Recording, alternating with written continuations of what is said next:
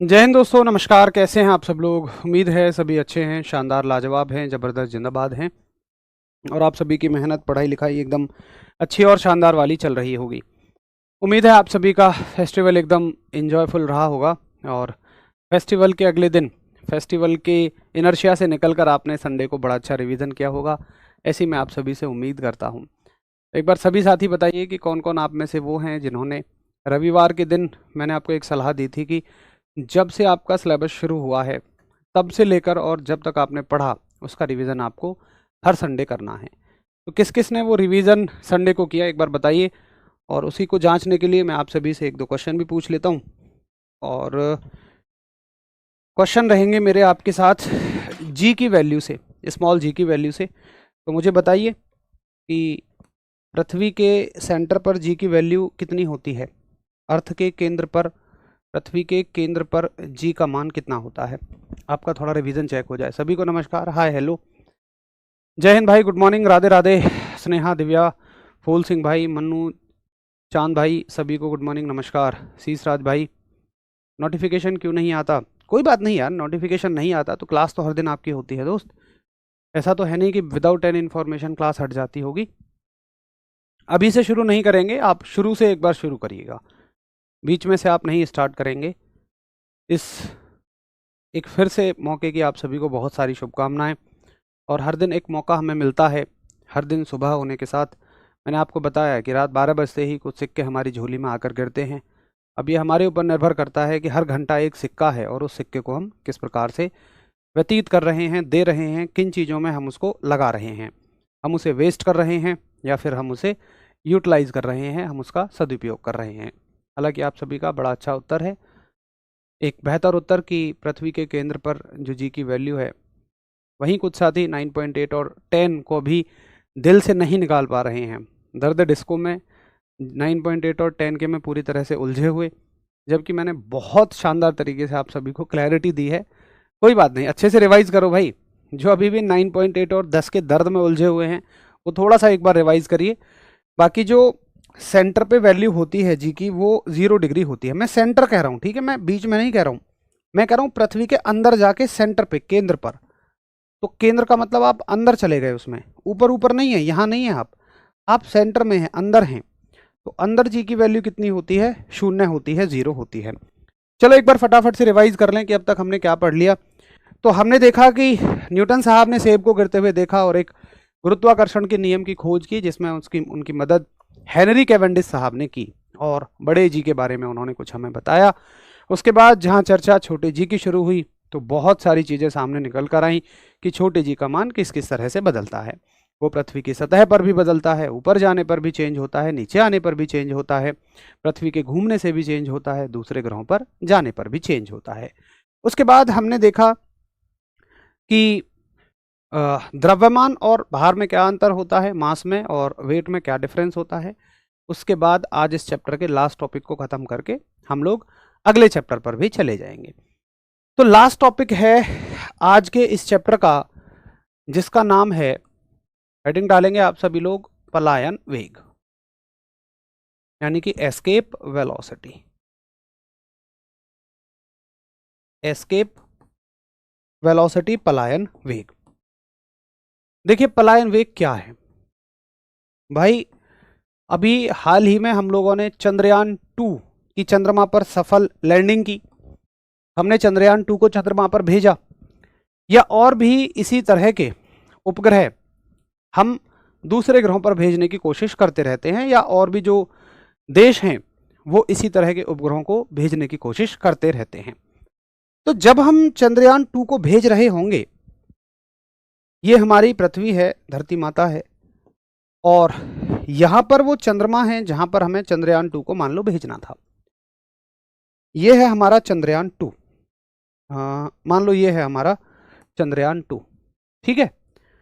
अब मैं जब इसको भेज रहा हूं तो समस्या क्या आ रही है कि जैसे ही मैं इसको ऊपर फेंकता हूं, पृथ्वी का गुरुत्वाकर्षण इसे नीचे खींच लेता है, पृथ्वी की ग्रेविटी से बार बार नीचे खींच लेती है। तो मैंने हाथ जोड़कर कहा कि धरती माता, मुझे इसको भेजना है चंद्रमा पर।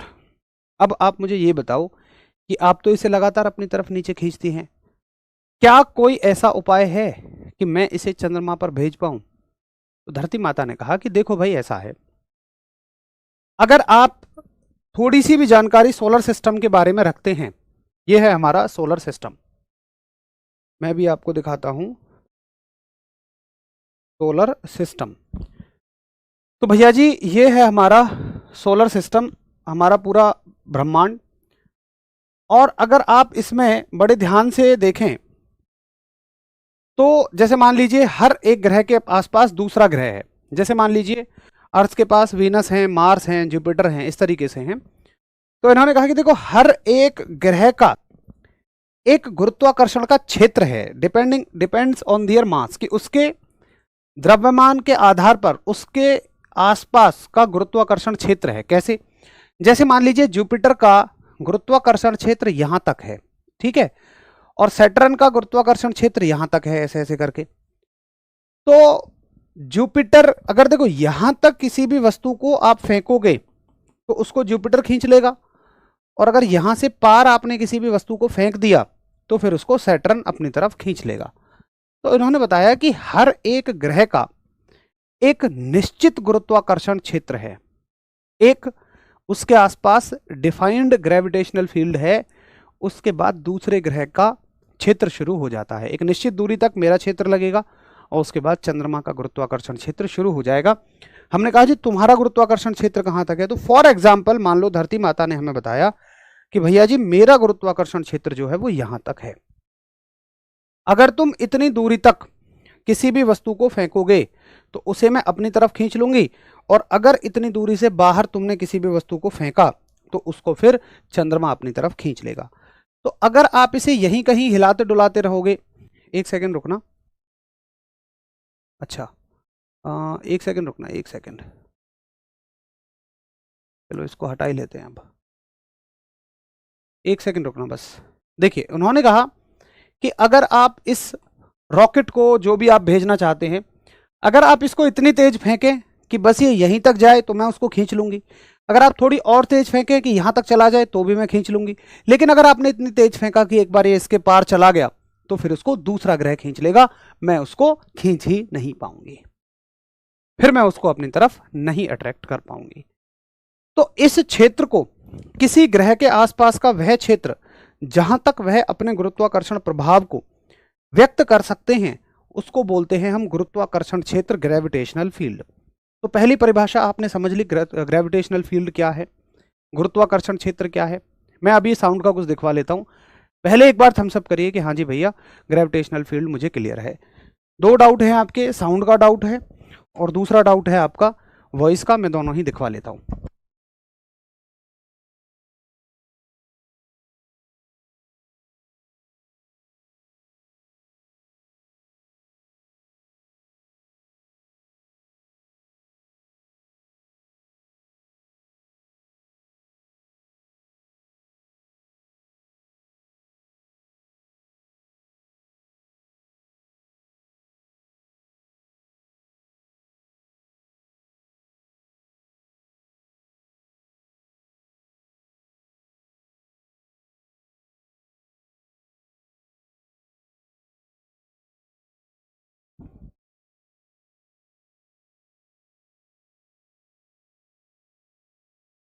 एक बार अभी बताओ सभी क्लियर है? मैं आपके पीडीएफ का डाउट इशू डाल देता हूं, जो भी क्लास वगैरह अपलोड नहीं है।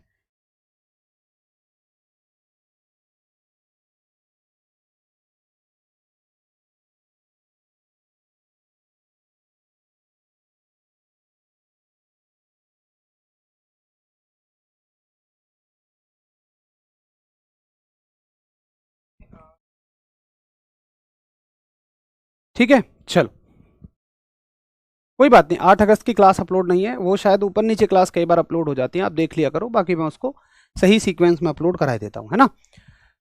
चलिए जी, तो पहले लिखेंगे आप गुरुत्वाकर्षण क्षेत्र की परिभाषा, तो लिखिए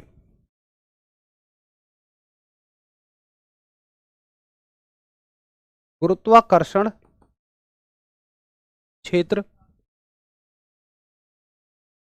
ग्रेविटेशनल फील्ड, मेरे साथ नोट करते रहिए, और ये सभी ग्रहों के लिए लागू है। कि किसी भी ग्रह के आसपास का वह क्षेत्र किसी ग्रह के चारों ओर गुरुत्वीय प्रभाव वाला क्षेत्र, ऐसे लिख लेते हैं बस, गुरुत्वीय प्रभाव वाला क्षेत्र गुरुत्वाकर्षण क्षेत्र कहलाता है। एरिया सराउंडेड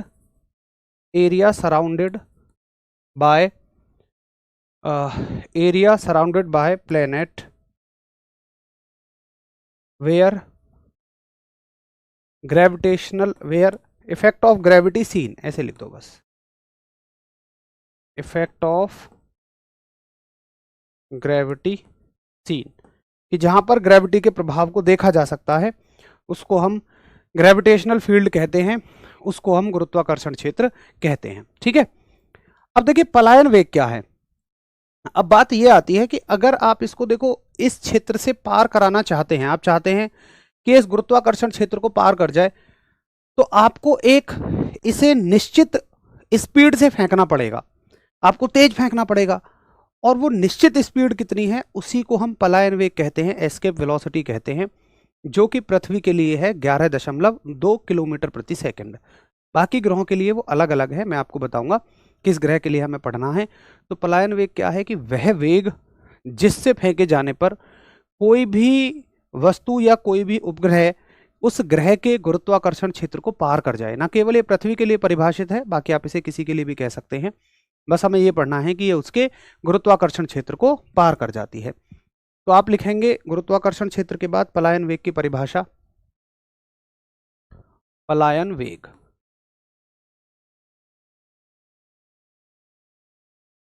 एस्केप वेलोसिटी,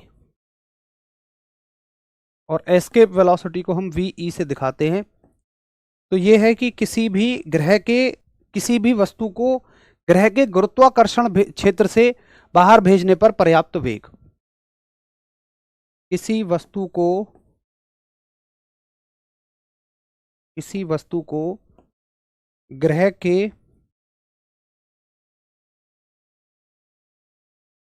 गुरुत्वाकर्षण क्षेत्र से बाहर भेजने के लिए पर्याप्त वेग, the velocity to cross a body from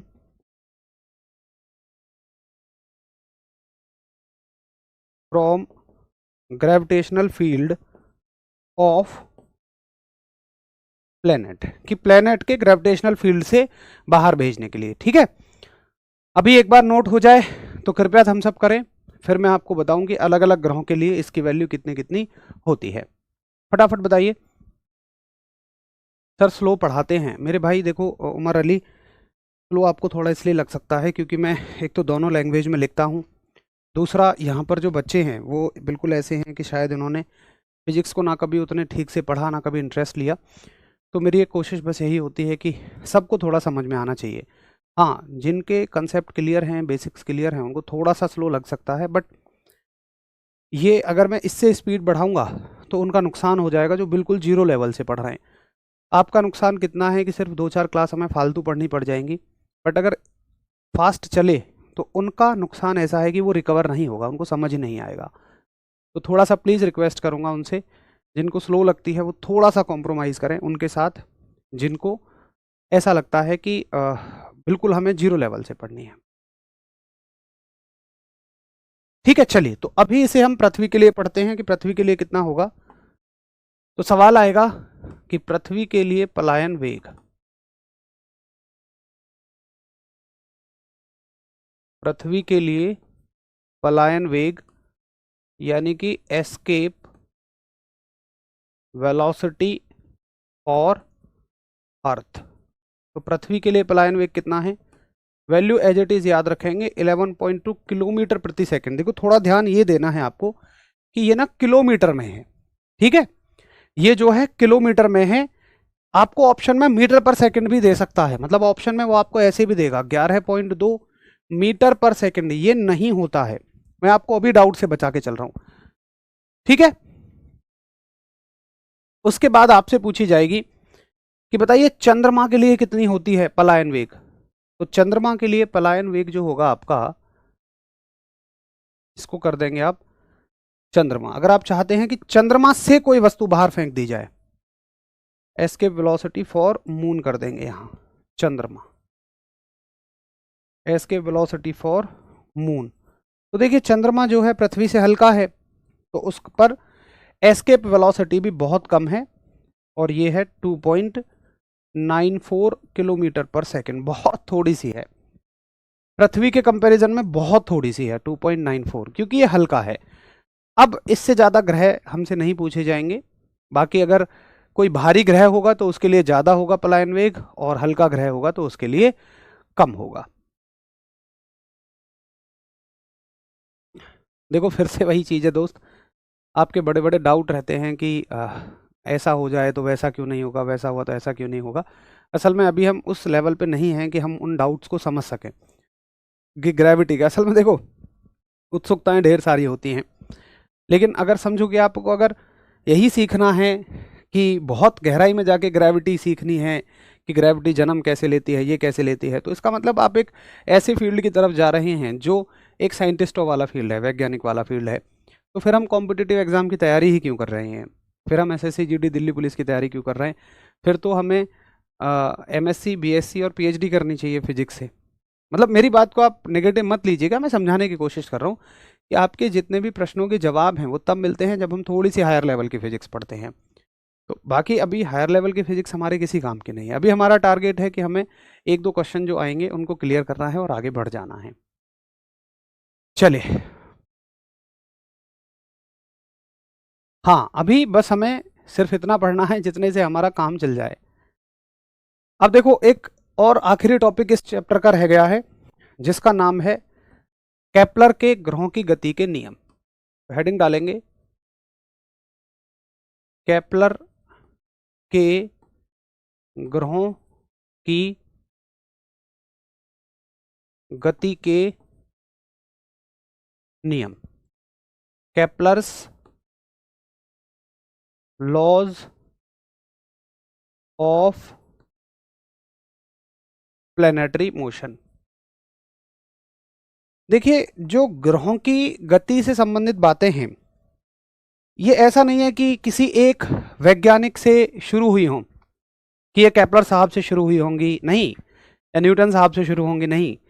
इनसे भी हजारों साल से पहले लोग, कुछ सन की लोग जो होते हैं जिनको वैज्ञानिक कहा जाता है, वो इन उत्सुकताओं से भरे हुए थे, वो इन एक्साइटमेंट से भरे हुए थे। देखो आम जनता को अगर आप देखें तो उन्हें कोई मतलब नहीं होता कि स्पेस में क्या चल रहा है, बस लोग अपने खाने पानी जीवन का यापन का जुगाड़ करने में लगे रहते हैं। लेकिन कुछ सन की लोग जो होते हैं उनका मन जो रहता है वो क्यों को जानने में रहता है कि आखिर ऐसा क्या हो रहा है ऊपर। तो ये उस समय की बातें बता रहा हूँ मैं, जब ग्रहों आदि के बारे में किसी को जानकारी नहीं थी, और ऊपर जो भी है उसको हम सिर्फ अपना देवता माना करते थे।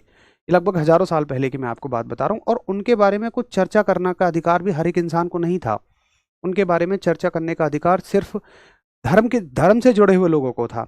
जैसे मैं क्रिश्चियन कंट्रीज़ की बात कर रहा हूँ, तो वहाँ पे चर्च में जैसे हमारे यहाँ पुजारी होते हैं, मौलवी होते हैं, तो वैसे ही उनके यहाँ पादरी होते हैं। तो पादरियों को ज़्यादा इनके बारे में केवल फ्रीडम थी बात करने की। तो अगर कोई वैज्ञानिक कुछ भी करना भी चाहता था तो उसको रोक दिया जाता था।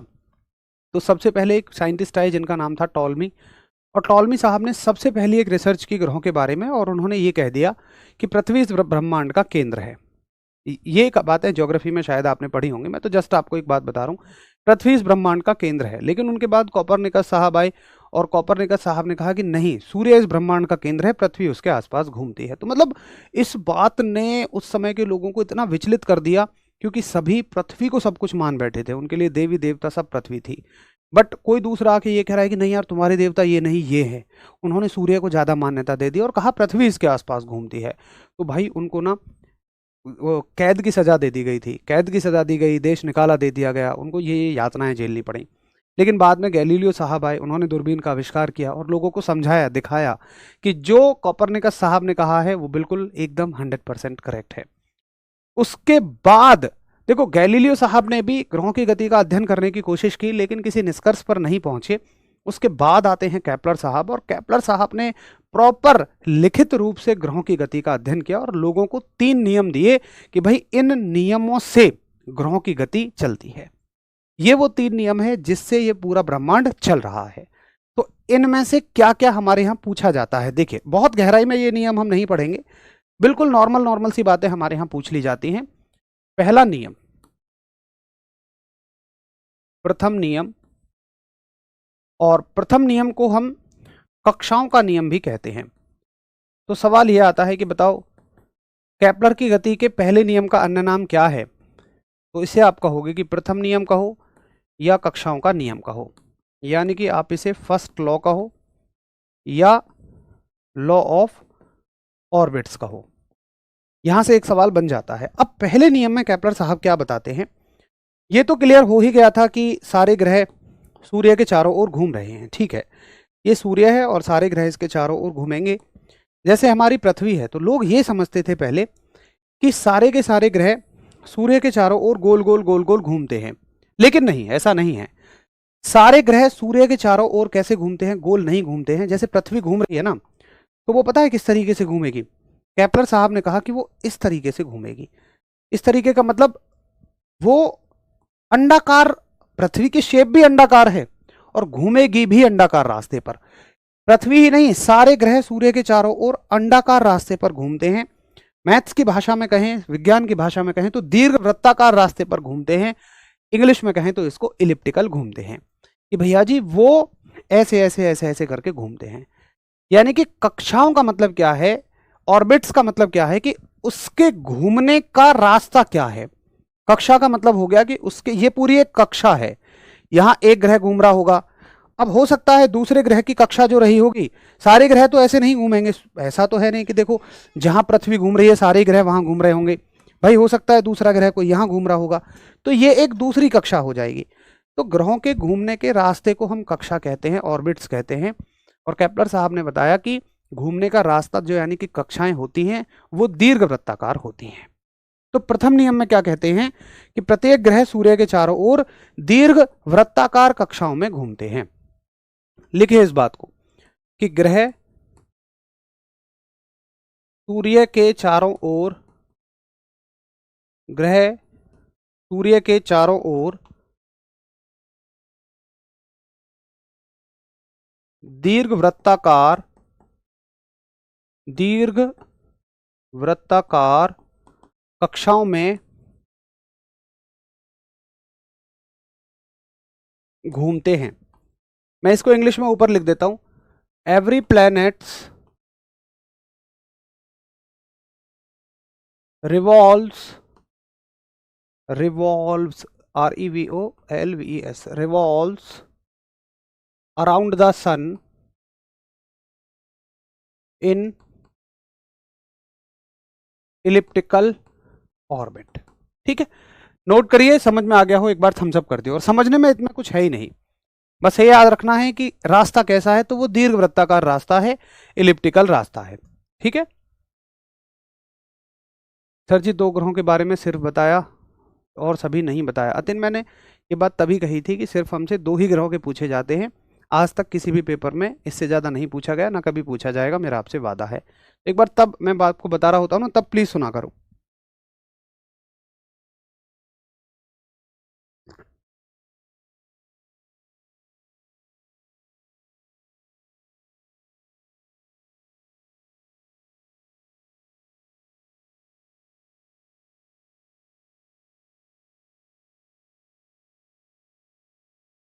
चलिए, क्लियर है।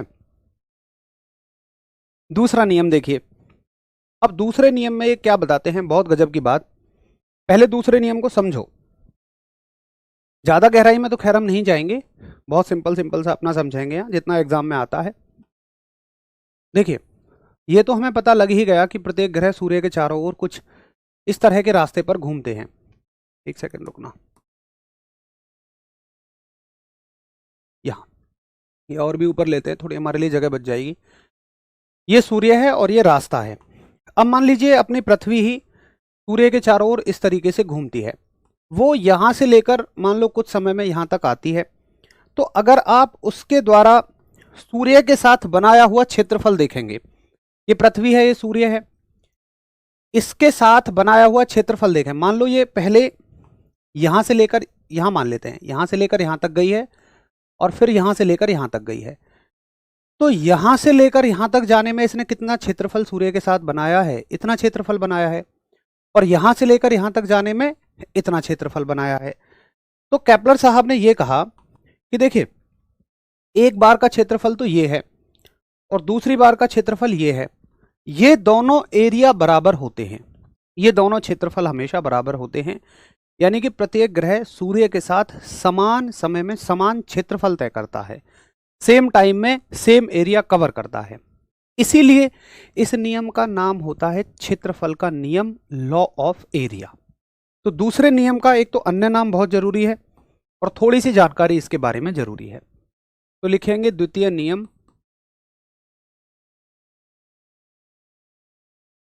द्वितीय नियम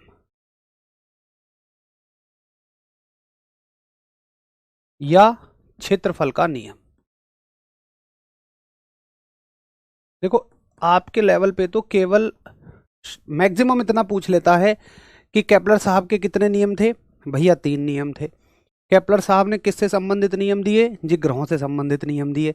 इनका अन्य नाम क्या है? पहले का अन्य नाम ये है, दूसरे का ये है, तीसरे का ये है।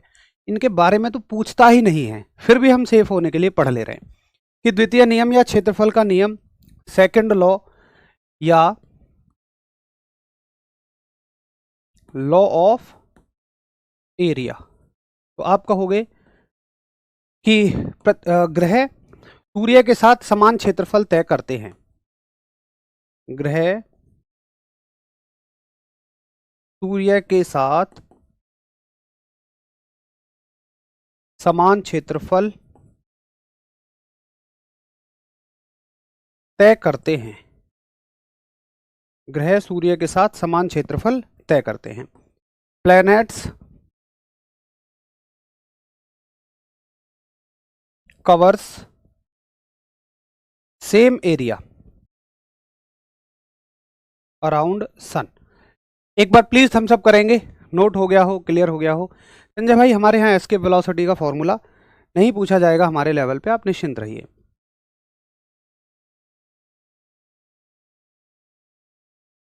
अब यूं तो इसमें हम 2 साल की फिजिक्स, आप या तो 11वीं और 12वीं की कह लीजिए, केवल 25 क्लासेस में कर रहे हैं, तो उतनी गहराई में हमें नहीं जाना है। हमारे यहाँ जितना पढ़ाया, जितना पूछा जाएगा उतना मैं आपको करा रहा हूँ।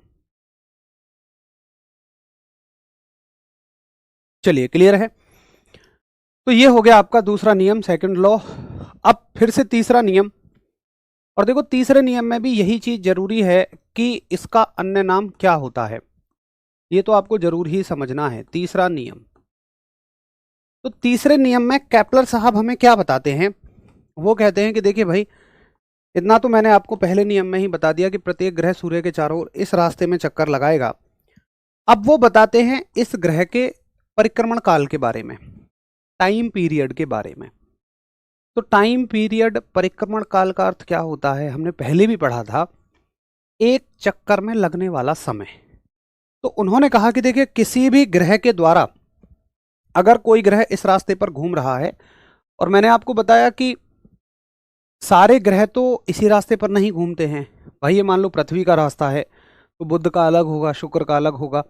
तो उन्होंने कहा कि किसी भी ग्रह के द्वारा एक चक्कर में लिया गया समय, यानी कि जो परिक्रमण काल है, उसका सूत्र मैं आपको दे रहा हूं। और उन्होंने क्या सूत्र दिया? तो पहली चीज, तीसरा नियम किससे संबंधित है? तीसरा नियम परिक्रमण काल से संबंधित है। परिक्रमण काल का नियम, तीसरा नियम परिक्रमण काल से संबंधित है, यानी कि लॉ ऑफ पीरियड्स, इसका यही नाम पूछा जाएगा। अब देखिए, लॉ ऑफ पीरियड्स में क्या कहा गया? आपको सिर्फ इतना याद रखना है कि किसी भी, हमें फॉर्मूला याद नहीं रखना है, बस हमें यही याद रखना है कि तीसरे लॉ का संबंध किससे है, तीसरे नियम का संबंध किससे है, परिक्रमण काल से है।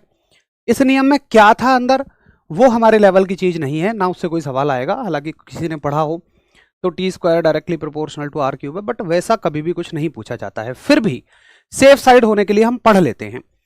अगर हम कहें कि टी जो है वो क्या है, परिक्रमण काल, परिक्रमण काल यानी कि टाइम पीरियड, ठीक है, टाइम पीरियड। और ये क्या है, यहां से यहां तक की दूरी, मान लो इसकी दूरी है, इसको मैं दिखा देता हूं ए क्या है, दूरी यानी कि डिस्टेंस। तो परिक्रमण काल का जो वर्ग है, यानी कि परिक्रमण काल टी का वर्ग जो है, ये सीधा समानुपाती होता है ए की पावर 3 के। अब ये कहां से आया, तो भाई इसकी पूरी एक डेरिवेशन है, बट फिर से वही कि हमें डेरिवेशन नहीं पढ़नी है, हमारे स्तर पे हमें चीज़ों को सीधा सीधा याद रखना है। और हमें याद रखना है कि परिक्रमण काल से संबंधित क्या सूत्र है, तो सूत्र है T square directly proportional to a की पावर 3, कि परिक्रमण काल का वर्ग जो है वो ए की पावर 3 के सीधा अनुक्रमानुपाती होता है। अगर इसको आप लैंग्वेज में लिखना चाहें तो बिल्कुल लिख सकते हैं, ज़्यादा से ज़्यादा पेपर में इसको लैंग्वेज में पूछ लेगा। तो इसकी लैंग्वेज क्या है कि परिक्रमण काल का वर्ग दूरी की घात 3 के या दूरी के घन के सीधा समानुपाती होता है। लिखिए, वैसे बहुत कम चांसेस है आपके स्तर पे पूछने के। परिक्रमण काल का वर्ग दूरी की तीसरी घात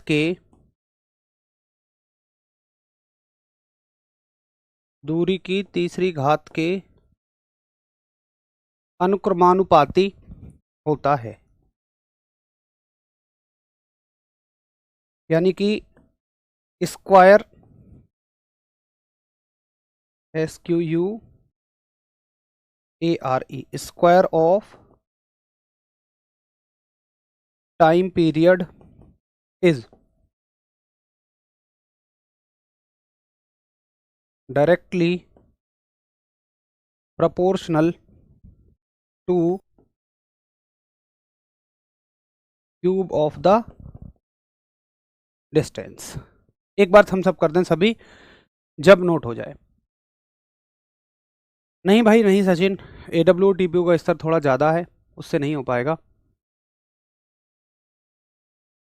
दीक्षित भाई अगर करेक्शन की डेट आएगी तब आप उसको सही करना, करेक्शन की डेट शायद उसमें आएगी, मैंने आपको डेट भी बताई है। एडिक्यूटिव प्रश्नों के पैटर्न में बदलाव करके पूछ सकता है, भाई पैटर्न के मतलब पैटर्न बदल देगा लेकिन क्वेश्चंस का लेवल थोड़ा ना बदलेगा। ऐसा थोड़ी है कि आपको वो BSc के क्वेश्चन पूछ लेगा, पैटर्न भले ही बदल दे बट उससे ऐसा नहीं है कि वो कोई लेवल बढ़ा देगा। बहुत बढ़िया। अब देखो एक बात की, यहां से जो हमने न्यूटन साहब का ग्रेविटेशन का नियम पढ़ा है ना, वो केपलर साहब के तीसरे नियम से निकलता है। हालांकि हमारे सिलेबस के स्तर की बात नहीं है, हमारे पेपर में तो कभी नहीं पूछा जाएगा, तुम लिख के ले लेना यार। ऐसे मत समझना कि यार क्या पता पूछ ले, अगर पूछता तो मैं जरूर लिखवा देता, मुझे लिखवाने में क्या जा रहा है, बट वो फिर नोट्स की मोटाई को मोटा करना है। और अगर आपको ऐसा है कि सारा ही पढ़ना है तो फिर क्लास में पढ़ने का कोई मतलब नहीं है, फिर तो आप किताबों से पढ़िए। मैं जस्ट आपकी जानकारी के लिए बता रहा हूँ ताकि आपको सुनकर भी सीक्वेंस समझ में आए कि न्यूटन साहब इनके बाद आए हैं। केपलर साहब के स्टूडेंट थे न्यूटन साहब, और केपलर साहब के तीसरे नियम से न्यूटन साहब ने ग्रेविटेशन के लॉ को निकाला था, और उनको ये सलाह केपलर साहब ने ही दी थी। बड़े होनहार विद्यार्थी थे। लोग इसको कैसे रिप्रेजेंट करते हैं कि चुरा लिया उन्होंने, उसकी खोज को चुरा लिया, ऐसा नहीं है। आप पढ़ो कभी डिटेल में, तो केपलर साहब के स्टूडेंट रहे न्यूटन साहब, और न्यूटन साहब बड़े होनहार होशियार विद्यार्थी थे। तो केपलर साहब ने ही ये सलाह दी थी कि तुम मेरे तीसरे नियम से ग्रेविटेशन की खोज करो। उन्हें झलक पता थी केपलर साहब को कि इसमें ग्रेविटेशन की कुंजी छिपी हुई है। जो हमने फॉर्मूला पढ़ा था F=G(m1m2/r का स्क्वायर), वो हमने इसी से निकाला हुआ था। चलिए खैर, बाय द वे आपकी जानकारी के लिए, तो भैया जी ये आपका चैप्टर ग्रेविटेशन यहीं पर ख़त्म हो जाता है। अब हम अपने अगले चैप्टर की तरफ चलते हैं। और अभी तक हमने कितने चैप्टर पढ़ लिए? अभी तक हमने पढ़ लिया यूनिट्स है, मेजरमेंट है, मोशन है, लॉज ऑफ मोशन है, वर्क एनर्जी एंड पावर है, ग्रेविटेशन है। 6 चैप्टर पढ़ लिए और अब हम चलते हैं 7वें चैप्टर पे। तो चैप्टर नंबर 7, पाठ नंबर हमारा 7, और चैप्टर का नाम है प्रेशर यानी कि दाब। देखिए, प्रेशर के बारे में हमने आज तक जो जाना वो सिर्फ ये कि P बराबर F/A। ज़्यादा से ज़्यादा हमने पास्कल का नियम समझ लिया और आर्किमिडीज सिद्धांत की हमने खोज करने की कोशिश, आर्किमिडीज सिद्धांत को समझने की कोशिश हमने की कि यार कैसे कील डूब जाती है और कैसे एक जहाज इतना बड़ा तैरता है, लेकिन शायद वो हमें आज तक समझ नहीं आया। सुजीत भाई, उसकी कोई आवश्यकता नहीं है, लेकिन आज हम बहुत अच्छे से शानदार तरीके से समझेंगे कि प्रेशर में क्या क्या चीज़ें हैं, दाब में क्या क्या चीज़ें हैं और क्या क्या चीज़ें हमें समझनी हैं। देखिए, हम एक बड़ी गलती जो प्रेशर में करते हैं वो हम क्या गड़बड़ कर देते हैं कि प्रेशर के फॉर्मूले लिक्विड के गैस में लगा देते हैं, गैस के सॉलिड में लगा देते हैं। इस वजह से सब गड़बड़ झाला होता है। प्रेशर को हमें अलग अलग पढ़ना पड़ेगा। 3 चीज़ों का प्रेशर हम पढ़ेंगे। किस किस का प्रेशर पढ़ेंगे? पहले यही चीज़ पढ़ो कि हम प्रेशर किस किस चीज़ का पढ़ेंगे, तब अब डेफिनेशन फॉर्मूले सब उसी के आधार पर चलेगा, है ना। तो पहले यही पढ़ो कि प्रेशर को हम 3 तरह का पढ़ेंगे। सबसे पहला प्रेशर हम पढ़ेंगे ठोसों का। ठोसों का दाब, दाब कहिए या दबाव कहिए, एक ही बात है। Pressure of solids. और ठोसों के दाब को हम लोग एक अन्य नाम से भी जानते हैं, इसका नाम है यांत्रिक दाब यानी कि मैकेनिकल प्रेशर। ठीक, उसके बाद दूसरा प्रेशर जो हम पढ़ेंगे, ये पढ़ेंगे द्रवों का दाब। द्रवों का दाब यानी कि प्रेशर ऑफ लिक्विड्स। और तीसरा दाब जो हम पढ़ेंगे वो पढ़ेंगे गैसों का दाब। गैसों का दाब यानी कि प्रेशर ऑफ गैसेस। तो 3 तरह का दाब हमें पढ़ना है, उसी के हिसाब से हमें चीज़ों को क्लियर करना है। Work energy and power chapter complete नहीं हुआ है गुरुजी। कैसी बात करते हो भाई सूरज, उसमें क्या रह गया? मुझे अच्छे से याद है कि पावर के कंसेप्ट को हमने लास्ट में कवर कराया था। अगर उसकी कोई एक आधा क्लास ऊपर नीचे अपलोड हो गई है तो उसको प्लीज़ आप एक बार देख लीजिएगा। बाकी बिल्कुल कंप्लीट चैप्टर हमने अपलोड किया है, मतलब कंप्लीट चैप्टर किया है क्लास में। अपलोड होने में एक बार ऊपर नीचे कुछ रह गया हो तो अलग बात है।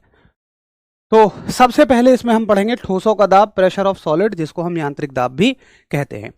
तो लिखिए, प्रेशर ऑफ सॉलिड्स, हेडिंग डालेंगे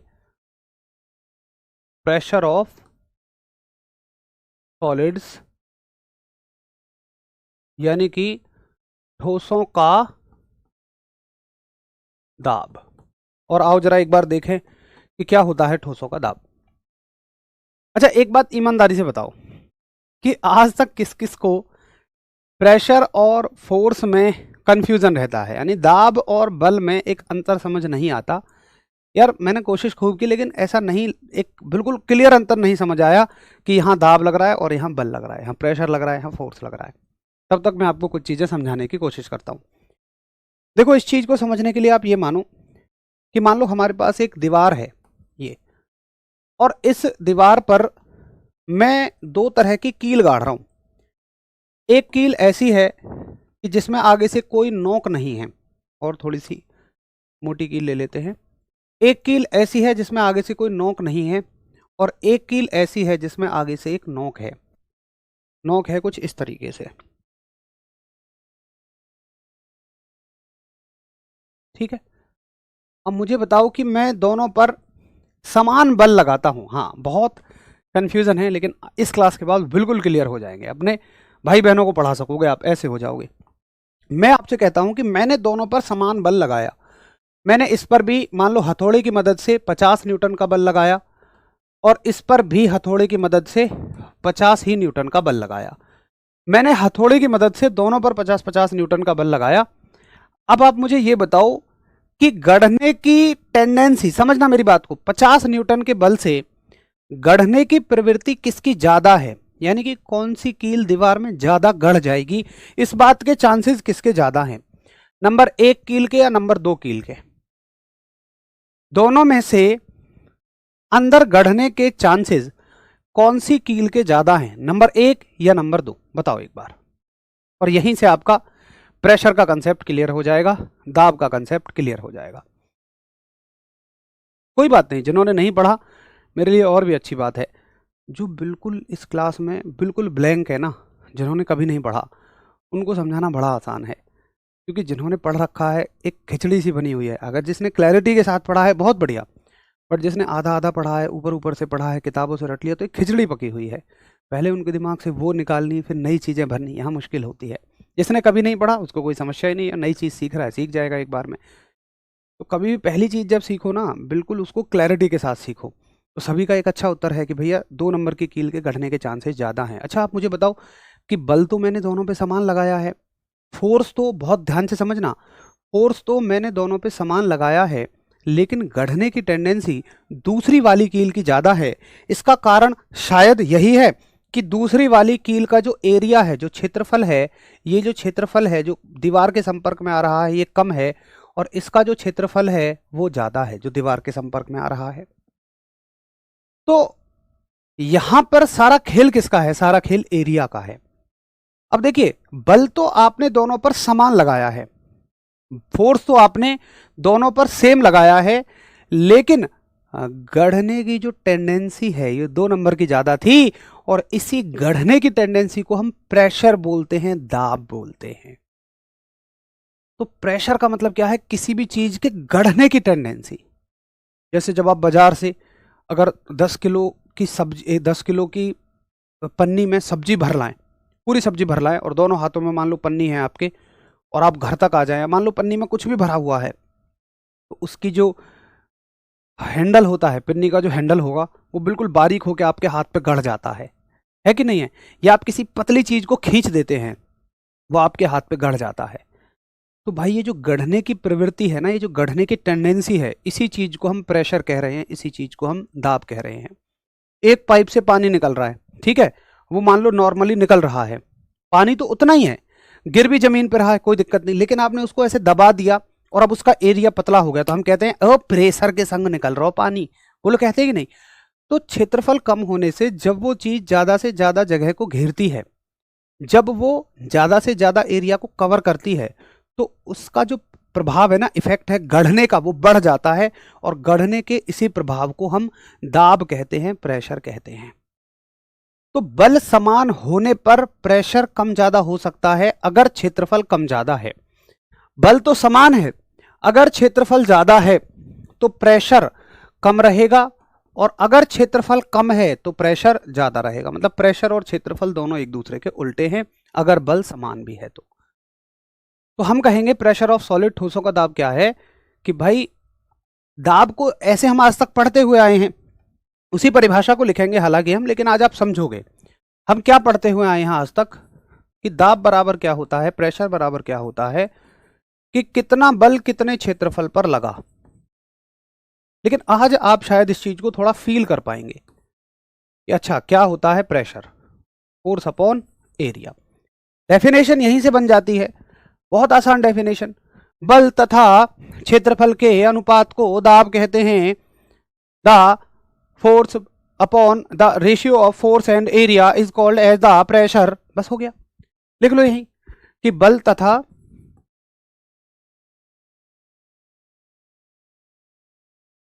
क्षेत्रफल के अनुपात को, बल तथा क्षेत्रफल के अनुपात को दाब कहते हैं। यानी कि the ratio of force and area, the ratio of force and area is called as pressure. ठीक, अगला सवाल, भैया इसका मात्रक क्या है? देखिए मात्रक, इसका एरिया यूनिट, तो भैया जी ये होगी, एक तो सूत्र से बनेगी, फॉर्मूले से। फॉर्मूले से क्या बनेगी? बल का मात्रक न्यूटन और क्षेत्रफल का मीटर स्क्वायर। तो न्यूटन प्रति मीटर स्क्वायर, या ज्यादा से ज्यादा आपको कंफ्यूज करने के लिए वो मीटर को ऊपर ले जाएगा तो ये -2 हो जाएंगे। लेकिन इसका SI मात्रक अगर आप पढ़ोगे तो भैया जी SI मात्रक होता है पास्कल, समझे? तो इसका SI मात्रक क्या हो जाएगा? पास्कल हो जाएगा। आप याद रखेंगे कि दाब का SI मात्रक क्या है? पास्कल है। क्लियर है? एक बार फटाफट से बताएंगे। हाँ जी, यहां तक सब कुछ ओके है। उसके बाद पूछा जाता है कि ये किस तरह की राशि है, सदिश है, अदिश है। तो भैया जी प्रेशर एक अदिश राशि है, प्रेशर एक स्केलर क्वांटिटी है। जिन साथियों को वो प्लस माइनस वाला मेथड समझ में आता हो वैसे समझेंगे। देखो, बल एक सदिश राशि है, वेक्टर क्वांटिटी को हम माइनस में लेते हैं और क्षेत्रफल को भी माइनस में, तो माइनस माइनस क्या हो जाएगा? प्लस। प्लस का मतलब अदिश। जिनको ये नहीं समझ में आता वो सीधा याद रखेंगे कि ये एक अदिश राशि है। तो किसी भी राशि के बारे में, क्वांटिटी के बारे में हमें क्या पढ़ना है? सबसे पहले उसकी डेफिनेशन या फॉर्मूला, या तो फॉर्मूले से डेफिनेशन याद करो या डेफिनेशन से फॉर्मूला। यूनिट क्या है उसकी, कैसी राशि है, ये अदिश है या सदिश है। उसके अलावा अगर आप इसकी डायमेंशन भी पढ़ना चाहते हैं तो वो भी बड़े आराम से निकल जाएगी। अगर आप निकाल के पढ़ना चाहते हैं तो निकाल के पढ़ लो, और अगर आप डायरेक्ट पढ़ना चाहते हैं तो डायरेक्ट। जिन साथियों को निकाल के समझ में आती है, भाई न्यूटन के लिए क्या लिखोगे? न्यूटन के लिए अब आपको याद होनी चाहिए। अब आप मुझसे पूछो ये कहाँ से आई, तो भाई वो पीछे लिखवाई है मैंने, mL/t-2। और मीटर के लिए क्या लिखोगे? L की पावर 2। अब देखिए m L की 2 पावर माइनस की हो जाएंगी ऊपर जाके। अभी फिलहाल ये 1 पावर किसकी है? प्लस की, और 2 पावर जाके माइनस की हो जाएंगी। और t की पावर -2, इसको मैं यहाँ लिख देता हूँ। आगे m L की पावर 1 में से 2 गए तो -1, और t की पावर -2। ठीक है? जिनको नहीं समझ में आई ये कहानी वो सीधा सीधा इसको याद रख लेंगे कि mL इनवर्स t-2 इसकी डायमेंशन हो जाएगी, विमा हो जाएगी। पास्कल एक वैज्ञानिक का नाम है। देखिए, हमने जब SI मात्रक बनाए तो हमने वैज्ञानिकों के सम्मान में सारे मात्रक बनाए। कि SI मात्रक का मतलब क्या होगा? जो पूरे इंटरनेशनली फॉलो किया जाएगा। ये हमने शुरू के चैप्टर में पढ़ा था। और हर एक राशि के मात्रक को हमने उस वैज्ञानिक के नाम पे रखा जिसमें उस वैज्ञानिक का सबसे ज़्यादा सहयोग था। जैसे पास्कल साहब का सहयोग था इसमें अच्छा खासा, तो हमने इसको पास्कल साहब के नाम पर रख दिया। पर ये एक बार हम सब के, हाँ जी भैया क्लियर है? टाइम स्लो है, हाँ शायद वो 2-1 मिनट पीछे होगा ना उस पर बोर्ड पे, कोई बात नहीं। 8:53 हो रहे हैं, उसमें 8:52 हो रहे हैं, 1 मिनट बोर्ड पे पीछे है। ठीक है भाई, एक बार थम्स अप करेंगे अगर समझ में आ गया हो और नोट हो गया हो तो हमें इसकी एक कंसेप्ट समझना है, रटना नहीं है। क्लियर? अब देखिए, इससे जुड़े हुए कुछ उदाहरण एग्जाम में जो पूछे जाएंगे, इसके कुछ एकस लिखो। देखिए एकस में क्या क्या पूछा जाएगा। सबसे पहले पूछेगा, भैया जो रेलवे पटरी होती है ये चौड़ी क्यों बनाई जाती है भैया? देखिए, रेलवे ट्रैक का चौड़े बने होने का कारण क्या होता है? नहीं सॉरी, चौड़े नहीं, रेलवे ट्रैक पर जो सीमेंट या लकड़ी के पत्थर बिछे हुए होते हैं। जैसे ये ट्रैक है एक, और रेलवे पटरियों पर अक्सर आपने देखा होगा कि सीमेंट के, पुराने समय में लकड़ी के, बट अभी लकड़ी उतनी उपलब्ध नहीं है, ना ही हम उसको ज़्यादा यूज़ कर सकते, तो सीमेंट के आजकल हम स्लीपर बिछा देते हैं। क्यों बिछा देते हैं? देखिए, अगर ये ना हो, मान लो ये ना हो, तो पूरी ट्रेन का जो वजन है वो छोटी छोटी सी जगह पर पड़ेगा। भाई पटरी थोड़ी सी तो होती है, तो पटरी धंसने की कोशिश करेंगे। अब मेरे पास उसको धंसने से बचाने का क्या उपाय है? भाई या तो मैं जो ट्रेन है उसको छोटा कर दूं या ट्रेन में वजन को कम कर दूं। अब बढ़ती जनसंख्या को देखकर ऐसा तो नहीं हो पा रहा है, तो मैंने क्या किया, मैंने इनका एरिया बढ़ा दिया। एरिया बढ़ाने से क्या होगा? एरिया और प्रेशर उल्टे चलते हैं, तो एरिया बढ़ाने से प्रेशर क्या हो गया? घट गया। बहुत सिंपल सी बात है, अगर इतना तोप सोचोगे तो कंफ्यूज हो गए। ऐसे सोचो यार सिंपल, पहले उस वजन को 2 पटरी झेल रही थी, अब उस वजन को ये भी झेल रहा है, ये भी झेल रहा है, ये भी झेल रहा है, ये भी झेल रहा है। साथ ही हाथ बढ़ाना, मिलकर बोझ उठाना।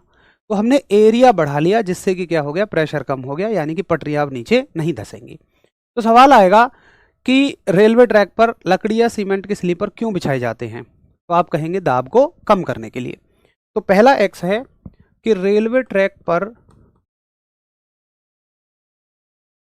रेलवे ट्रैक पर दाब कम करने के लिए, दाब कम करने के लिए लकड़ी या सीमेंट के स्लीपर बिछाना। ठीक है, यानी कि लेइंग ऑफ वुडन और cemented sleeper on railway track. ठीक है, एक तो ये समझ आता है। अब देखो बड़ी सिंपल सी बात है, और भी बहुत सारे एग्जांपल हैं। पूछेगा कि चाकू की जो धार होती है वो पतली क्यों बनाई जाती है। देखो बहुत सिंपल सी बात, जहां तुम चाहो कि भाई प्रेशर ज़्यादा होना चाहिए वहां क्षेत्रफल को कम कर दो, और जहां तुम चाहो कि प्रेशर ज़्यादा होना चाहिए वहां तुम क्षेत्रफल को कम कर दो, और जहां चाहो प्रेशर कम होना चाहिए वहां क्षेत्रफल को बढ़ा दो। तो प्रेशर और क्षेत्रफल उल्टे चलते हैं भाई। एक चाकू है, अगर मान लो तुमने उसकी नोक मोटी बना दी, एरिया ज़्यादा है, तो वो गढ़ेगा कम। अगर मैं उसको पतला बना दूंगा तो उतना ही बल लगाने पर वो ज़्यादा गढ़ेगा। तो समझ गए चाकू की नोक पतली क्यों बनाई जाती है, दाब को बढ़ाने के लिए। दूसरा पूछा जाएगा कि सूटकेस के जो हैंडल हैं वो चौड़े क्यों बनाए जाते हैं। चाहो तो आप इन सबको अपनी भाषा में लिख देना। भाई हैंडल अगर पतले होंगे तो जैसे पन्नी थी ना वो मेरे हाथ में घुस गई थी, अगर सूटकेस भी इतना पतला हैंडल का होगा तो वजन इतना रहता है मेरे हाथ में गड़ जाएगा, तो मैंने उसके हैंडल चौड़े बना दिए। समझे। तो जहां पर एरिया ज़्यादा है वहां प्रेशर कम है, और जहां प्रेशर कम है वहां एरिया ज़्यादा है। आप दलदल में अगर खड़े रहेंगे तो आप गड़ जाएंगे, क्योंकि आपका एरिया कम है दोनों पैरों का। अगर आप लेट जाएंगे तो देखो वजन तो उतना ही है बट एरिया बढ़ गया, एरिया बढ़ने से प्रेशर कम हो जाएगा, यानी गढ़ने के चांस कम हो जाएंगे। तो दलदल में आपको लेटने की सलाह दी जाती है। तो इन सबको आप अपनी भाषा में लिख सकते हैं। ठीक है, बाकी ऐसे बहुत सारे एग्जाम्पल्स हो सकते हैं इसके, आप लिख लीजिएगा। अगर कोई समस्या हो तो कल मुझे बता दीजिएगा, मैं फिर से दोबारा सारी चीज़ों को रिपीट कर दूंगा। तो यहाँ तक हमें सॉलिड के प्रेशर में पढ़ना था। इसके बाद हम कल शुरू करेंगे लिक्विड का प्रेशर। असल में जो प्रेशर है ना वो लिक्विड का ही ज़्यादा हमें पढ़ना है, उसी के बारे में ज़्यादा डिटेल डिस्कशन करना है। सॉलिड में और गैस में हमें थोड़ा थोड़ा सा पढ़ना है। प्लीज़ आप एक बार नोट कर लीजिए। तब तक के लिए आप सभी को नमस्कार, बाय बाय। बस रिक्वेस्ट है कि कल आप इसको अच्छे से रिवाइज करके आना, ताकि जब हम लिक्विड का प्रेशर पढ़ रहे हों तो आप बार बार सॉलिड के साथ रिलेट ना करें उसको। चलिए बाय बाय, ओके। आप नोट कर लीजिए आराम से।